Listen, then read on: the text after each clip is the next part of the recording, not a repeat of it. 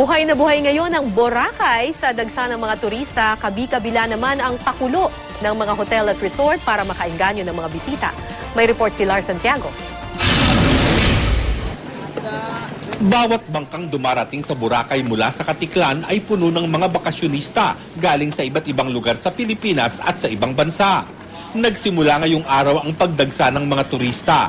Ang Boracay naman, tila red carpet ang inilatag para sa mga bakasyonista. May mga pang-engganyong promotion ang mga hotel at resort.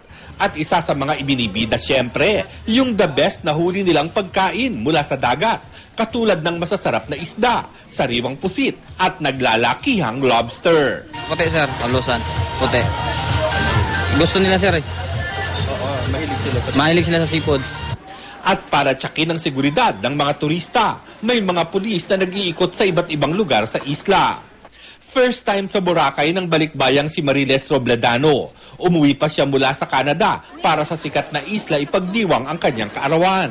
Ang best friend niyang Canadian na si Doratha Kruger na mahilig mag-travel, inanyayahan niyang magbakasyon sa Boracay. My best friend and I, we've always been talking of coming to the Philippines, and actually she bought the tickets for her family. She has not regretted it, and we don't regret it, and we will, for sure, we will come back soon. Beautiful, very beautiful. Hot, very nice, beautiful people, really friendly. Magkakaanak ang karamihan sa mga bakasyonista. Halos lahat parang hindi nagsasawa sa puti at pinong buhangin ng Boracay. Wala ring pagod sa pagbababad sa dagat.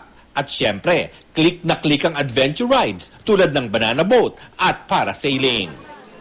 Mula sa pagsikat hanggang sa paglubog ng araw, ini-enjoy ng gusto ng mga tao ang ganda ng Boracay. Sabi nga, isinusulit ang bakasyon. Kanya-kanyang gimmick, kanya-kanyang drama. Pagpapatunay lang daw na it's really more fun in Boracay.